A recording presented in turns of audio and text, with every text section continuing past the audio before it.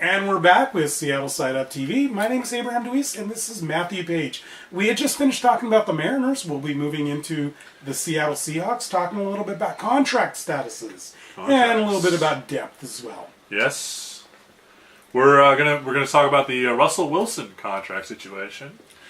I think that the Russell Wilson contract situation is overplayed in the media. Overplayed, and we're not doing anything else than buying into this whole overplayed, atmosphere. Okay, it's worth talking about, but it's kind of not worth talking about in the respect that a couple years ago, Felix Hernandez, the media went crazy on all this speculation as to where he was going. Yeah. Every year, what happened was Felix was going to be traded because the Mariners couldn't afford him, and it was a waste of money for Seattle to spend money on it. And really, what it was all these sports writers were jealous that Seattle had this incredible player, and they weren't giving him up. And they were not going to, whatever sport writer from whatever town, they weren't going to get him. No. But they had all these machinations and these ideas of, Miami Marlins are going to get Felix Hernandez. Absolutely. And we're going to trade 2 prospects that nobody ever heard of. Yeah, and that's it. Yeah. And Seattle will be totally bamboozled and we'll be like, yeah. Seattle can't possibly keep him, so they'll just accept whatever. And I kind of feel that's the same thing that's happening with Russell Wilson. Yeah. Is the media is making a big to-do out of this, and there really isn't anything other than just a standard, boring contract negotiation that's going to happen. Well, we're up here in the Northwest, and we have what is looked at as kind of a small market situation.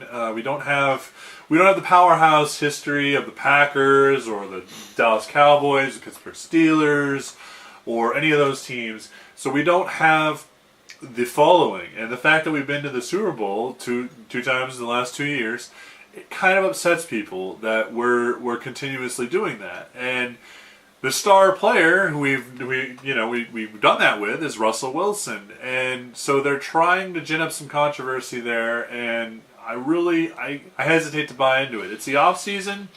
I think it's really just journalists filling inches in media. Okay, so what you're saying is some of this is related to us as a town, us as sports fans in Seattle, not being used to being talked about. Mm-hmm. Yeah, well, remember our first Super Bowl, the one that we won against Denver. Well, the first one was 2005. Okay, well, remember the one against Denver.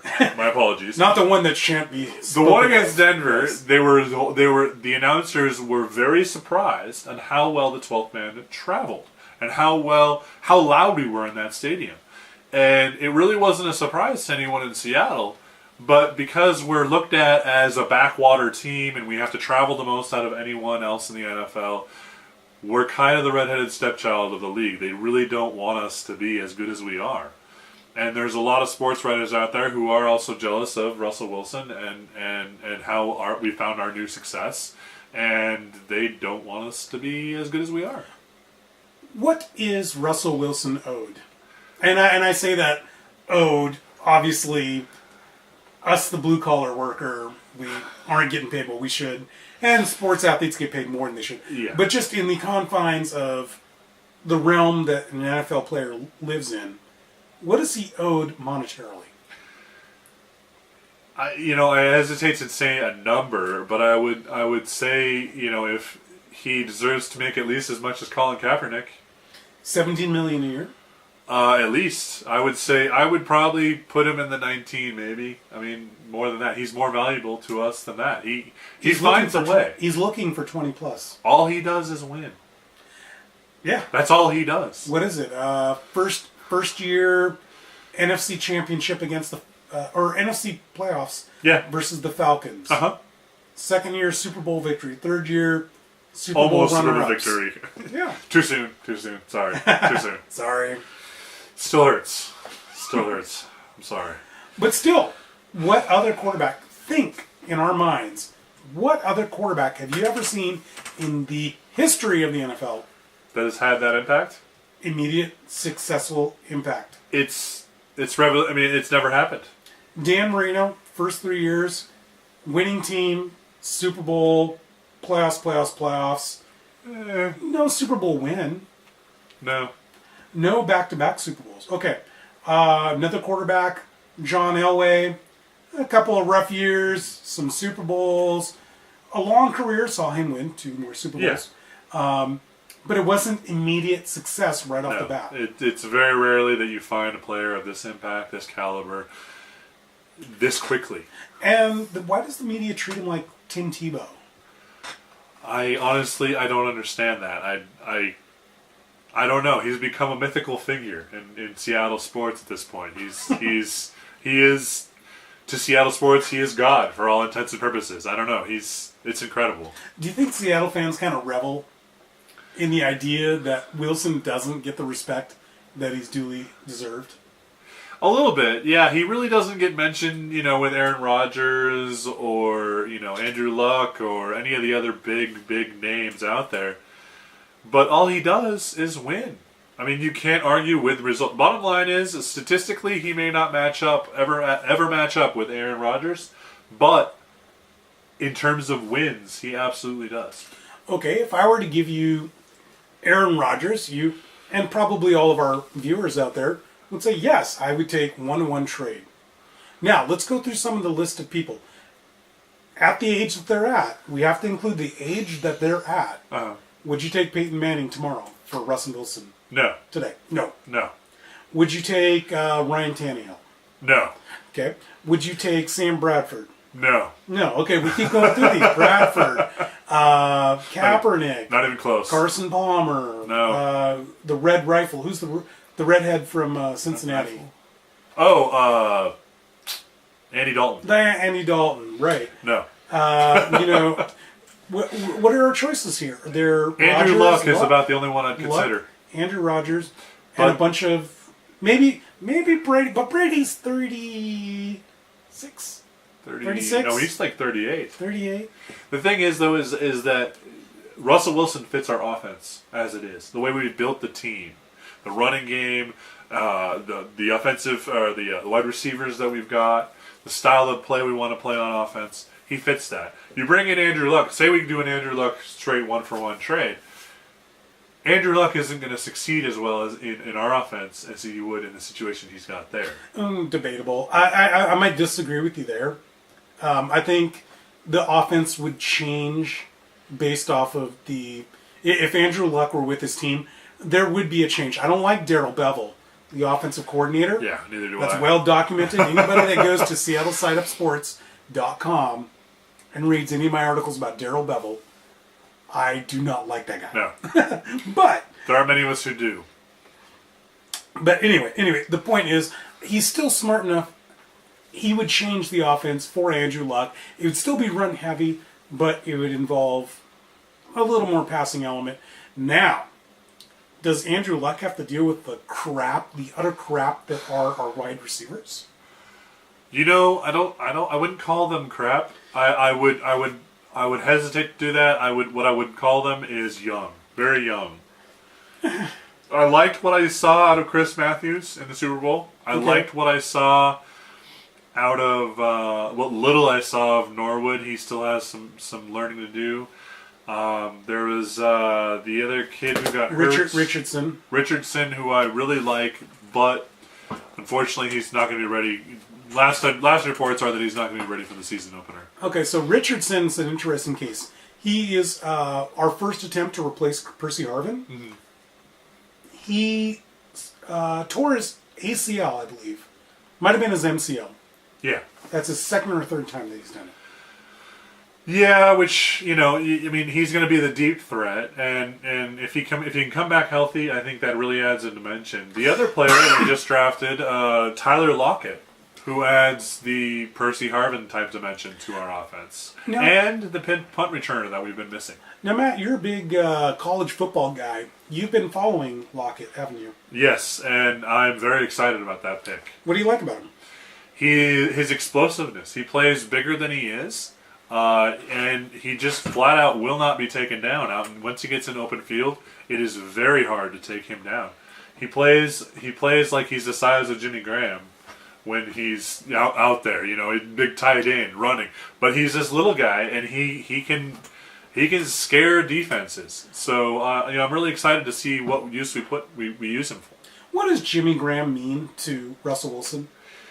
Jimmy Graham is a safety valve. Jimmy Graham is going to be a very reliable catcher for any panic situations that Russell Wilson has, and there were a lot of those last year.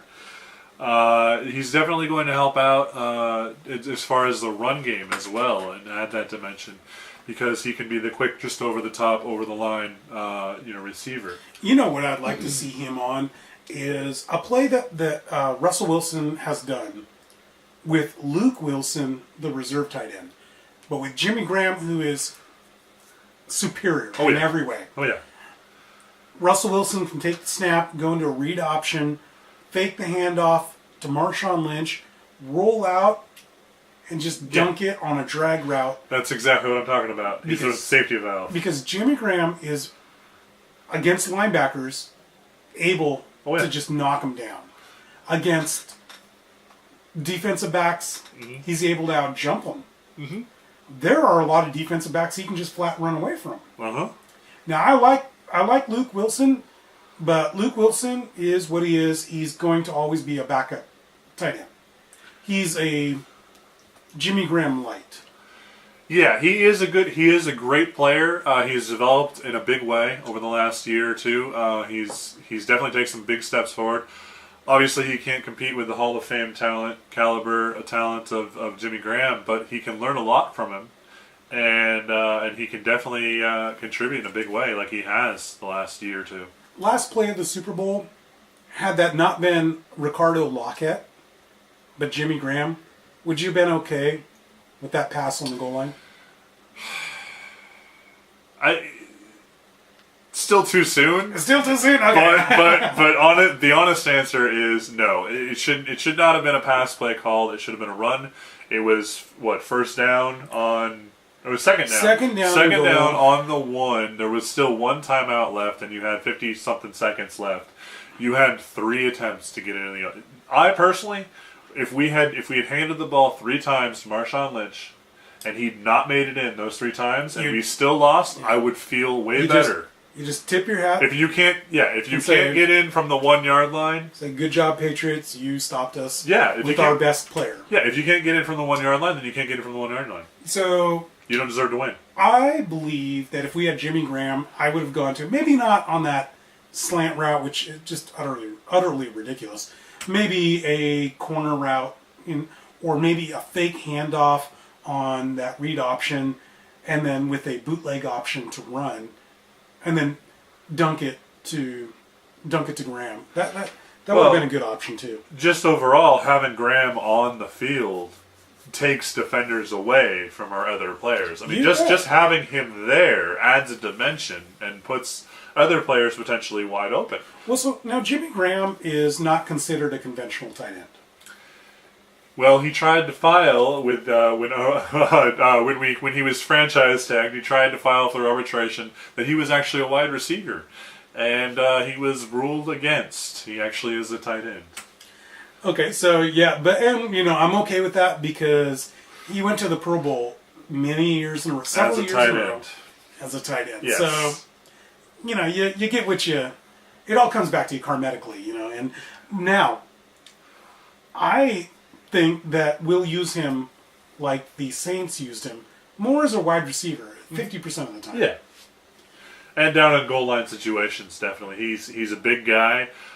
He can go up and get the ball. He can do many different things. He can, and if all else fails, he can draw to cover guys away from someone else who gets wide open. Here's Russell Wilson's stats the last 3 years: 3,100 yards, 3,300 yards, 3,400 yards.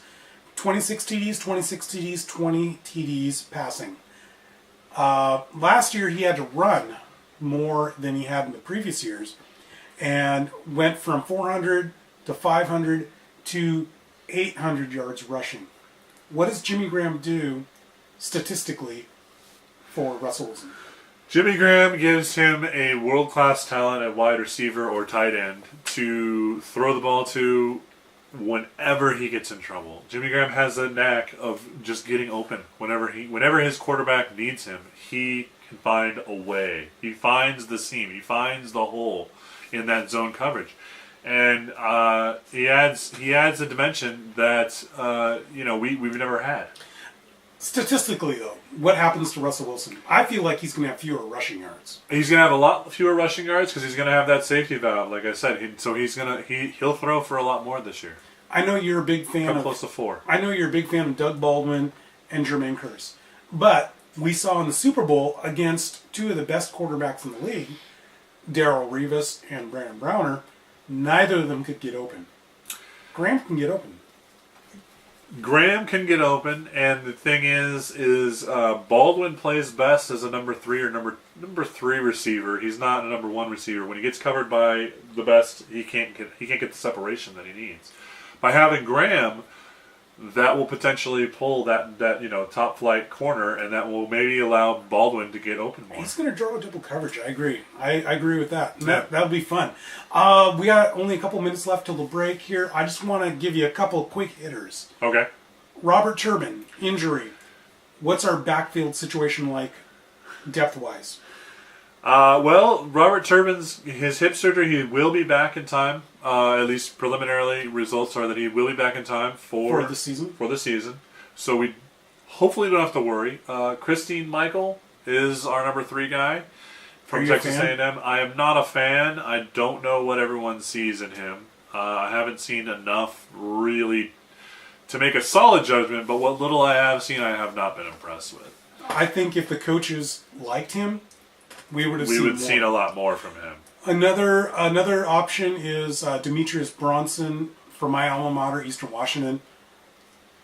A nice story. A kid from Western Washington does well, gets on the practice squad, but he really isn't. I don't think he's an NFL caliber talent. We also have an ex-University of Michigan guy. We have an ex-Ohio State guy. A lot of scrubs, unfortunately. But not just scrubs, a couple of screw-ups as well. Yeah. Hey. We need Turbin. We need Turbin back in a big way. You bet we do. Okay, we need to run a break, don't we? Yes, I guess we do. So we're going to head out to break right now, and we'll come back to you very shortly with the Seattle Sounders.